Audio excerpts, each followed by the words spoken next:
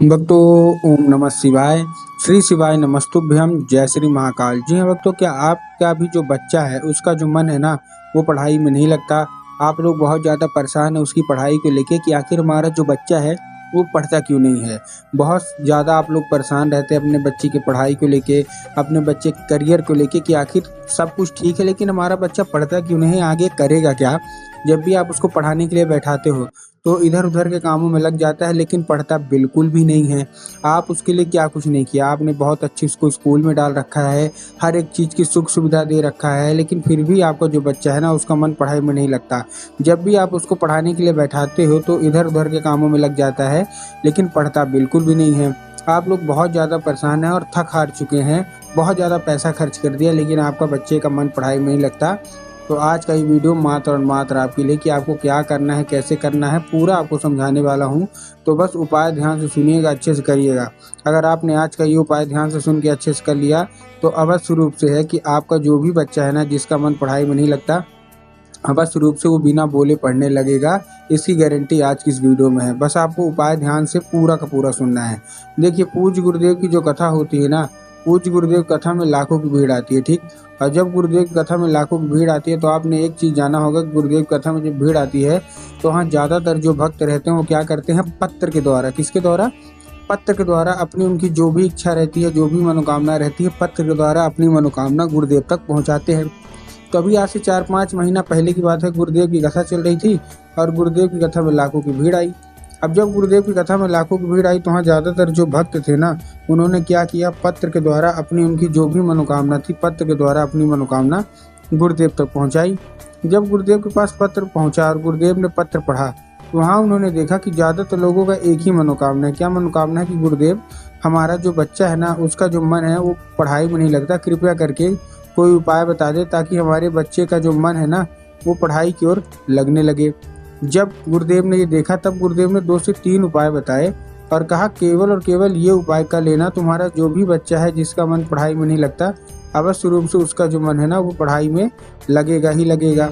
जब गुरुदेव ने ये उपाय बताया तो लोगों ने जा जाके इस उपाय को घर में करना शुरू कर दिया। अब जैसे ही लोगों ने जा जाके इस उपाय को घर में करना शुरू कर दिया, वही लोग गुरुदेव की कथा में मात्र 1 से 1.5 महीना बाद वही लोग गुरुदेव की कथा में वापस आए जिन्होंने जाके ये उपाय अपने घर में किया। अब जब वो लोग गुरुदेव की कथा में वापस आए तो उन्होंने एक बार फिर से गुरुदेव को पत्र लिखा, लेकिन इस बार आप जान के हैरान हो जाओगे कि ये वाला जो पत्र था ना ये गुरुदेव को धन्यवाद के रूप में पत्र था कि गुरुदेव धन्य हो आपका, आपके द्वारा बताया गया उपाय हमने कर लिया है। हमारा जो बच्चा था ना वो अपने आप पढ़ने लगा है, अब हमको कुछ बोलने की ज़रूरत नहीं पड़ती, वो केवल और केवल अपने आप केवल और केवल पढ़ाई ही करता है। आपका कोटि कोटि धन्यवाद। आपके द्वारा बताया गया ही उपाय हमने करवाया उससे और अब हमारा बच्चा पढ़ने लगा है। आपका कोटि कोटि धन्यवाद। तो देखिए, जो लोग मेरी आवाज़ सुन रहे हैं, देख रहे हैं, मेरी आवाज़ सुन रहे हैं ना, अगर आपको जानना है कि आखिर ऐसा कौन सा उपाय है जिसको करने मात्र से जो बच्चे होते हैं ना वो अपने आप पढ़ने लगते हैं, तो चलिए अब मैं बताता हूँ आपको आज की इस वीडियो के माध्यम से कि आपको करना क्या है। उपाय ध्यान से सुनिएगा, अच्छे से उपाय करिएगा। अगर आपने आज का ये उपाय ध्यान से सुन के अच्छे से कर लिया तो अवश्य रूप से है आपका भी जो बच्चा है जिसका मन पढ़ाई में नहीं लगता, अवश्य रूप से उसका जो मन है वो पढ़ाई की ओर लगेगा ही लगेगा। देखिए, आप जो हमारा उपाय है आपको पूरा बताऊंगा, लेकिन उससे पहले चैनल पे अगर पहली बार आए हैं और आवाज़ मेरी पहली बार सुन रहे हैं तो वीडियो को कर दें लाइक और चैनल को भी कर लें सब्सक्राइब, ताकि पूजनीय पंडित प्रदीप जी मिश्रा के रोज़ नए नए उपाय आपको सबसे पहले प्राप्त हो भी सके, ठीक है। तो देखिए, जो हमारा पहला उपाय है, पहले उपाय में आपको क्या करना है, पहला जो हमारा उपाय है, इस उपाय में आपको 3 काली तिल लेना है और 3 काली तिल के साथ एक धतूरा लेना है। क्या क्या लेना फिर बता रहा हूँ। इस उपाय में आपको 3 काली तिल लेना है और 3 काली तिल के साथ आपको एक धतूरा भी लेना है।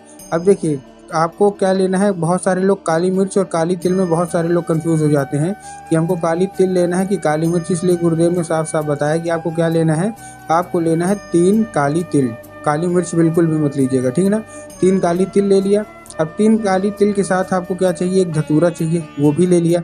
अब धतूरा लेने के बाद और 3 काली तिल लेने के बाद ये उपाय आपको अपने बच्चे से ही कराना है, ठीक है। इस चीज़ का आपको ध्यान रखना है, मतलब आपको और किसी से नहीं कराना, केवल केवल आपको अपने ये उपाय आपको अपने बच्चे से ही कराना है, ठीक। अब कराएंगे कैसे, इसके बारे में बात कर लेते हैं।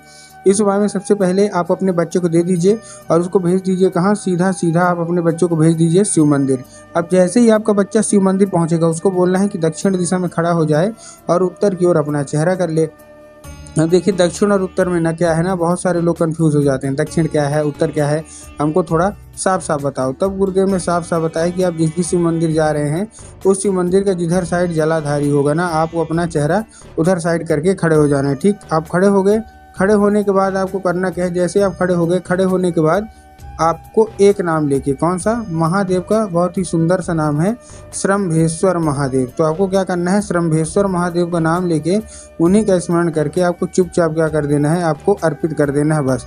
अब जैसे ही आपने अर्पित कर दिया, अर्पित करने के बाद जो भी इच्छा होगी, जो भी मनोकामना होगी, सारी की सारी आप अपने बच्चों को बोलिएगा कि वहाँ खड़े खड़े वो मांग ले। पूज्य गुरुदेव कहते हैं कि अगर महादेव से उसने ये मांग लिया तो अवश्य रूप से महादेव उसकी जो मनोकामना है ना वो पूरी करेंगे ही करेंगे। ठीक है, ये था हमारा पहला उपाय।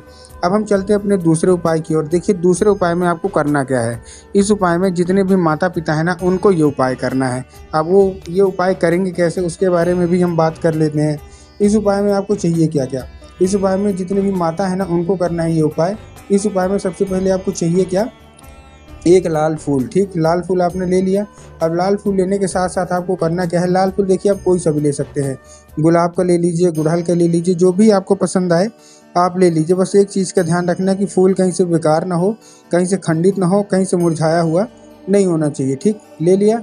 लेने के बाद आपको करना क्या है, शाम के वक्त आपको ये उपाय करना है। लेकिन आपके घर में इस उपाय को करने के लिए आपके घर में माता सरस्वती की फ़ोटो होना अति अनिवार्य है। अगर आपके घर में माता सरस्वती की फ़ोटो है तब तो अच्छी बात है, लेकिन अगर आपके घर में माता सरस्वती की फ़ोटो नहीं है तो आपको बाज़ार जाना है और माता सरस्वती की फ़ोटो लाना है और अपने घर में उनको स्थान देना है। ठीक, दे दिया। देने के बाद आपको करना क्या है, शाम के वक्त जब आपके घर में पूजा पाठ होती है ना, बस आपको यही करना है। जब आपके घर में पूजा पाठ होती है तो आपको क्या करना है, ये लाल फूल माता सरस्वती को अर्पित करना है और माता से इसको औषधि के रूप में मांगना है कि माता कृपया करके हमको इसको औषधि के रूप में प्रदान करिए, हमारा जो बच्चा है ना उसका जो मन है वो पढ़ाई में नहीं लगता। अब क्या होगा, अब ये औषधि का रूप ले लेगा। तो बस आपको करना क्या है, उसी रात जब आपका बच्चा खाना पीना खा के सो जाए तो आपको वही लाल फूल उठाना है और अपने बच्चे के माथे पे 2 से